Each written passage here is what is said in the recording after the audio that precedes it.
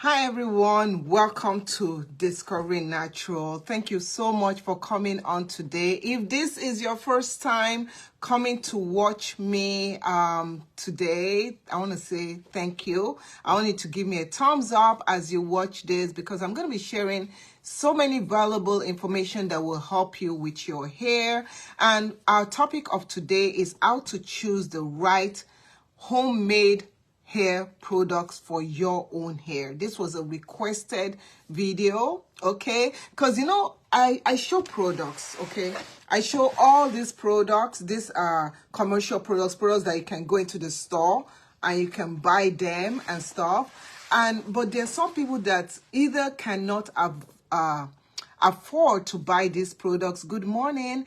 They cannot afford to buy these products, or they prefer to make their own products. So I'm talking to you, and then I'm talking to people that are kind of wondering maybe they should go and do homemade versus buying commercial. So one thing is this, if you're still confused after this, you can always contact me for a one-on-one hair coaching where I can teach you. We can look at what is going on with your hair, and I can also suggest products or even homemade products if you prefer to help you with your hair. So feel free to send me a message on Facebook, Instagram, wherever, and I truly appreciate it, okay? If you're watching, don't forget the thumbs up because that's how it helps with my engagement. So let's start with how to choose the right homemade products for your own hair. The first thing that you should realize is, number one, you need a shampoo. Everybody needs a shampoo, and you want your shampoo to be one that is truly cleansing. It truly cleans the hair. It truly makes the hair look, the scalp especially, cleanses it. You don't want something that when you apply it and it acts as if it's cleansing your hair, but then you still see build up on your scalp. What is build up? Build up is like, for example, if you're using grease and you're using all these pomade, heavy products, and you can see some, it's not dandruff, but you see some kind of whitish or brownish or something. It's products, but it has built on top of each other. You need to remove that, because if you have a lot of buildup on your scalp, it doesn't help with bringing out healthy hair, making your hair look good, growing healthy hair strands. So shampoo, you want something that is cleansing. A lot of people start off with using raw African black soap. This is raw African black soap, right? So this is the one that I use whenever I want to make my homemade hair shampoo. You can see it's a big block, right? And it doesn't come in this container. I put it in this container, but it's very, very concentrated, meaning that because it's raw, it's going to act almost like a sulfate shampoo. I'll show you. See how much I've taken? Right. And this small amount made a big bottle of shampoo that lasted a long time. Now, this is raw African black soap. Because it is so harsh, you want to make sure that when you're using it, you dilute it first with water. You add water to it, because you don't want to take this, wet your hair and rub it onto your hair. It's too harsh. That is why after you rinse it off, your hair feels strong. Your hair just, it feels stripped, okay? So what you want to do is that you want to take this, you want to mix it with oils.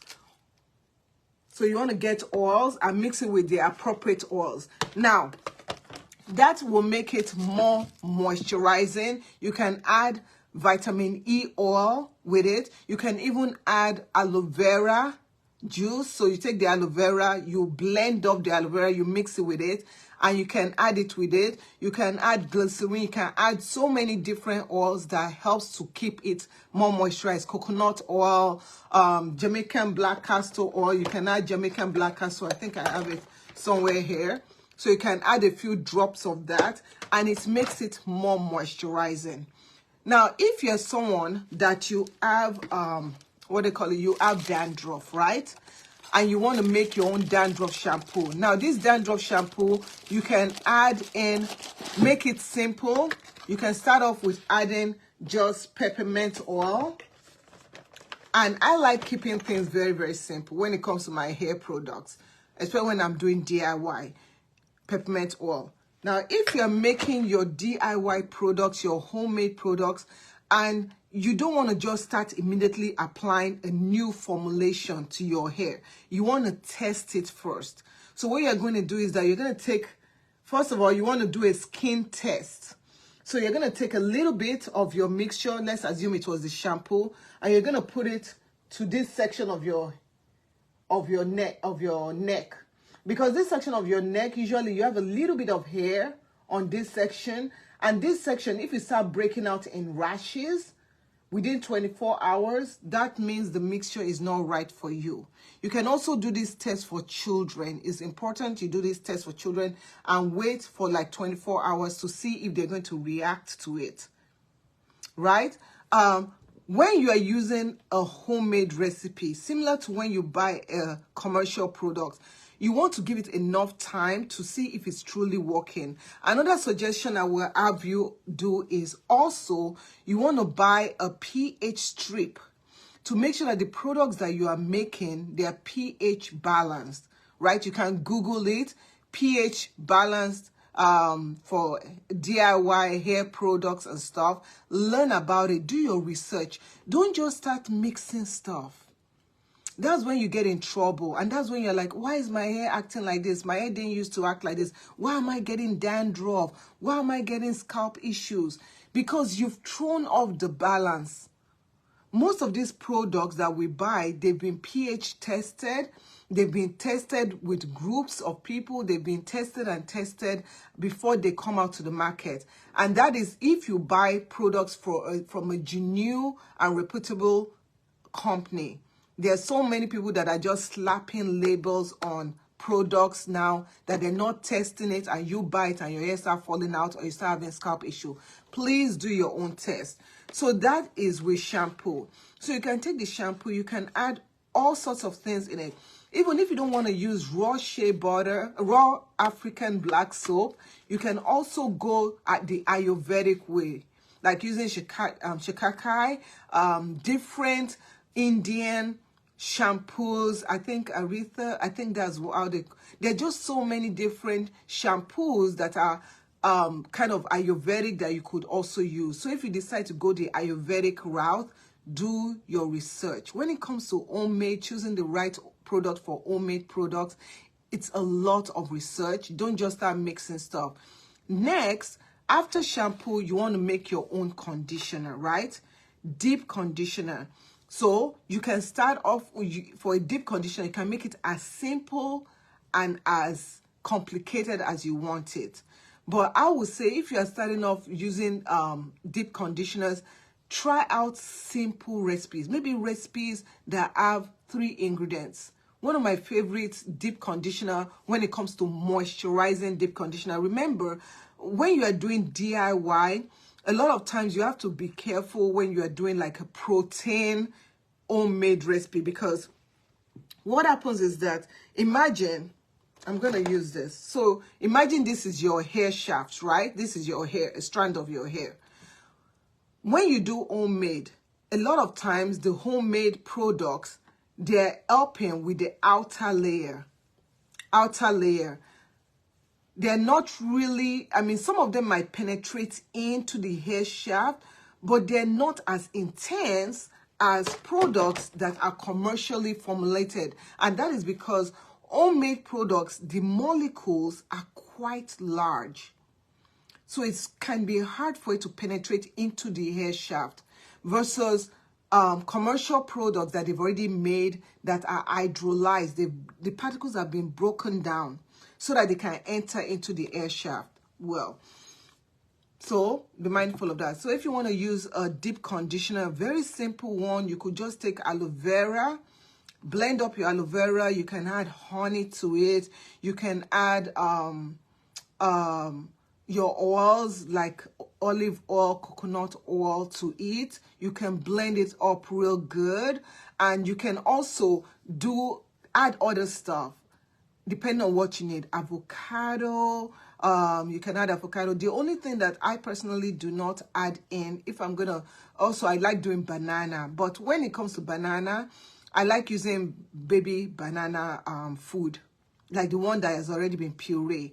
And that is because when I tried using banana and I blend banana, I had little pieces of banana all over my hair. So just be mindful of that. Be mindful of, thank you so much, everyone. People are chiming in.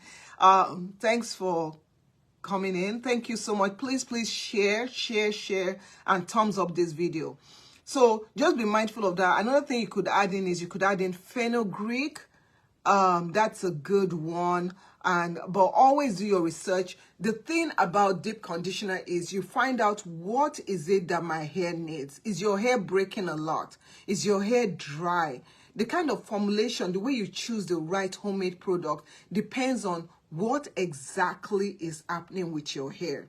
So that's with deep conditioner. Now with leave-in conditioners, keep it simple. Leave-in conditioners, you can actually just do water and aloe vera.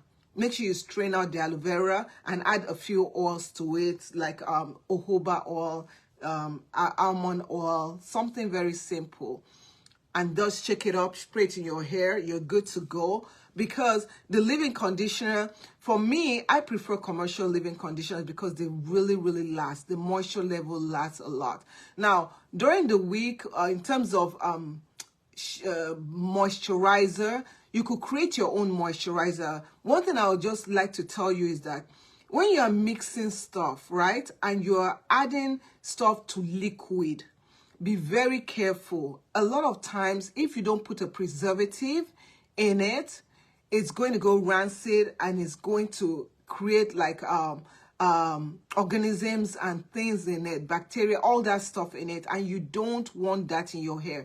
Many people, they make their own hair products that is liquid and they wonder, why is my hair turning brown? Especially when I'm using clove water, my hair is turning brown.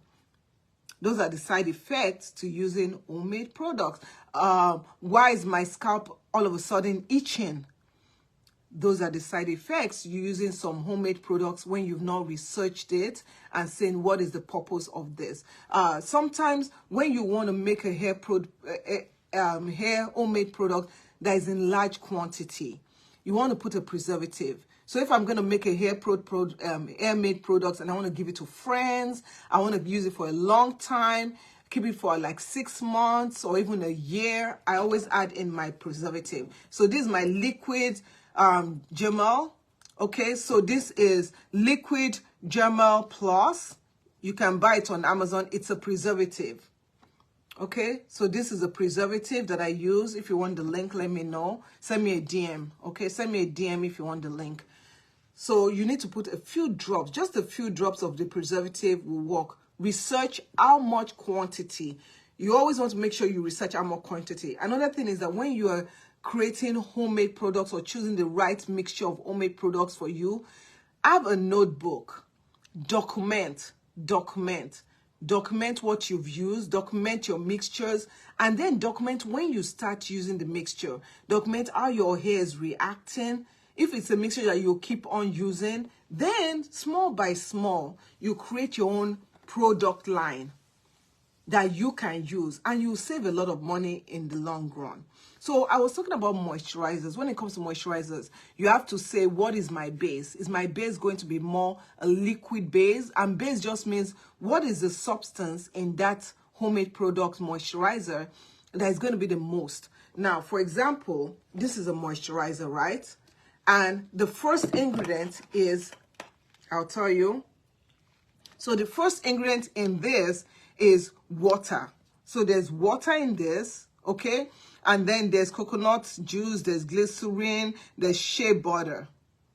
Those are the key main ingredients that are in it. So when you mix the shea butter thickens up with the liquid, with the coconut oil and stuff. So when you are making your own homemade product, you have to say, what is my base? So if it's going to be a moisturizer, let's say you say, okay, my base is shea butter or coconut, cocoa butter or cocoon butter or avocado butter or whatever butter, you have your butter.